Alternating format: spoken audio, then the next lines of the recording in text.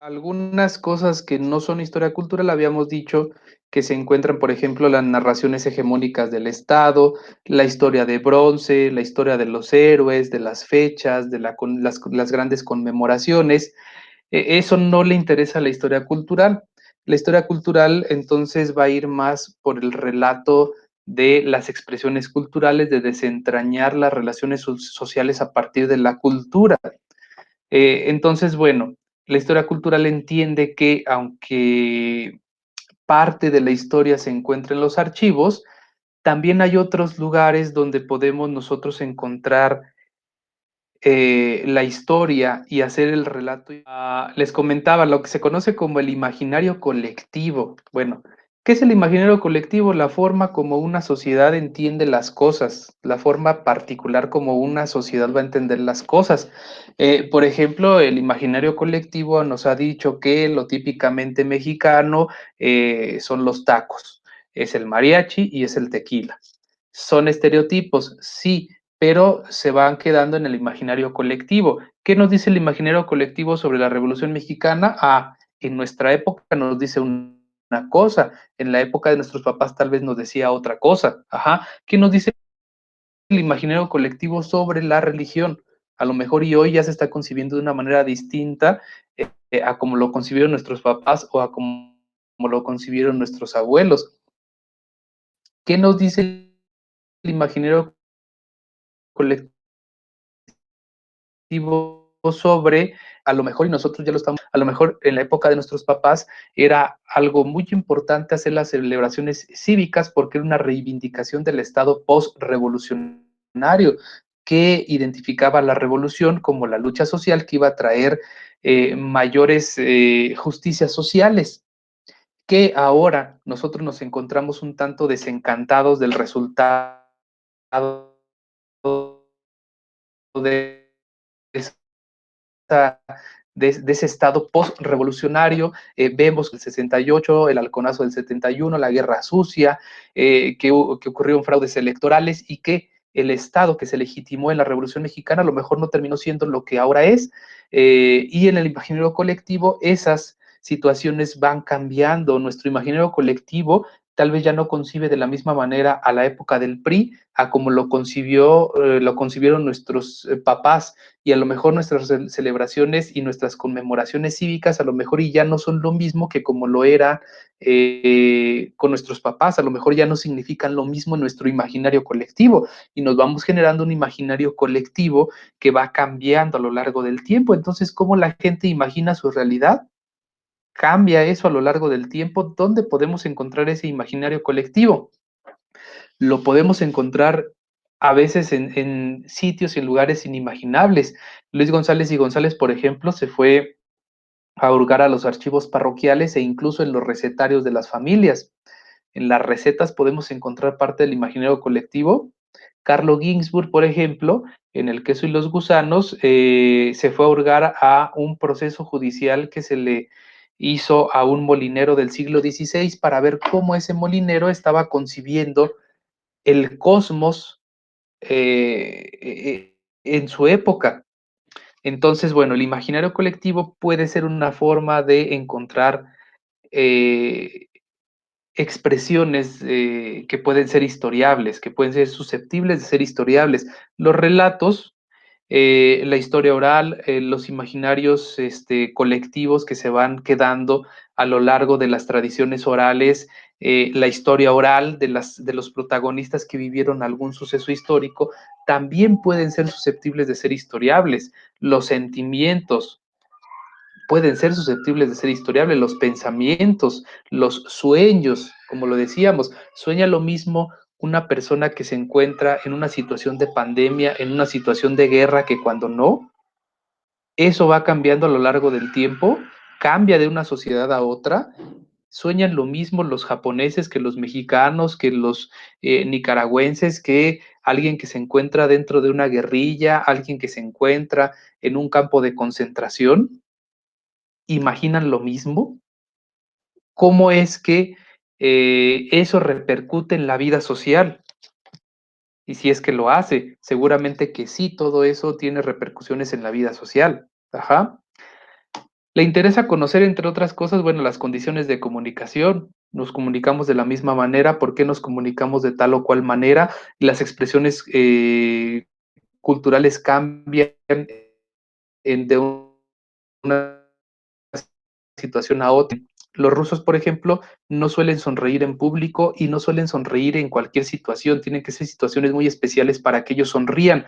¿Por qué? Porque el régimen comunista a lo largo del siglo XX impuso condiciones, sobre todo durante el estalinismo, condiciones de persecución que podían poner en peligro a una persona que sonreía, porque sonreír en público a veces significaba que algo estaba escondiendo, que podía ser un opositor al régimen. Y entonces los rusos aprendieron a no reír en público. Y hoy en día es una expresión culturalmente hablando mal vista entre los rusos. Entonces, bueno, las condiciones de comunicación cambian y eso puede ser susceptible de ser historiable. Las maneras de representación, cómo representamos una cosa en nuestra época, por ejemplo, la Revolución Mexicana, la representamos de la misma manera a como la representaron en la época en la que el PRI gobernaba y se llevaba el carro completo al Congreso. Tal vez no. Representamos de la misma manera la independencia de México en la época del Porfiriato que en nuestra época. Representamos de la misma manera la época del Segundo Imperio en la época del Porfiriato que en nuestra época, cuando Porfirio Díaz era visto durante el Porfiriato como un héroe, un personaje clave en la recuperación y la restauración de la República. Tal vez no lo estemos viendo nosotros de la misma época, tal vez no lo estemos representando de la misma manera en la época del Porfiriato al Segundo Imperio que en nuestra propia época. Las interacciones de estructuras de significado, qué significaba para ellos tal o cual cosa y qué significa para nosotros en nuestro presente. Nosotros entendemos lo mismo, por ejemplo, por democracia, estamos entendiendo lo mismo por democracia en nuestra época que hace 100 años, que hace 150 años, entendían lo mismo por democracia los liberales de 1857 que nosotros, no lo sé. Yo estoy prácticamente seguro que no, porque las condiciones, por ejemplo, para votar eran muy distintas.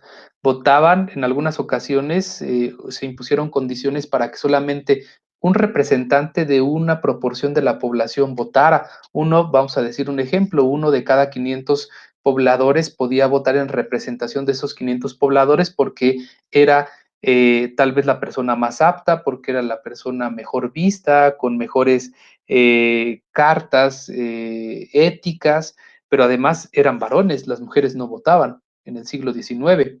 Entonces, tal vez no estemos entendiendo lo mismo por democracia en nuestra época que hace 150, 180, 200 años. Tal vez no estemos entendiendo lo mismo por democracia nosotros que en la época de la Revolución Francesa, que en la antigua Grecia. ¿Sí? Entonces, bueno, los significados van cambiando a lo largo del tiempo y son susceptibles de ser historiables.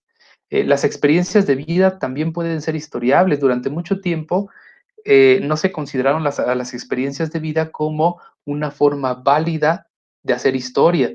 La historia cultural incorpora las experiencias de vida como una forma de historiar. Los anhelos, los sentimientos, las esperanzas, las desesperanzas, y en esto va relacionado con los imaginarios colectivos. Tal vez un grupo de judíos en un campo de concentración en la Segunda Guerra Mundial tenía anhelos distintos a los judíos que hoy viven en Israel. Y tal vez, aunque ellos estaban buscando la tierra prometida, tal como aparece en las escrituras del Antiguo Testamento, que para ellos es la Torá,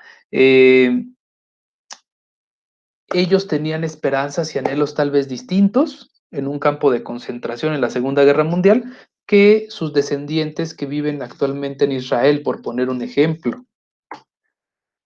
Las huellas del significado original. ¿Cuál era el significado original de una expresión cultural y cuál lo es ahora? La música banda, para la música de banda original que no utilizaba voz, que utilizaban añadiendo otros instrumentos, era música muchas veces de marineros.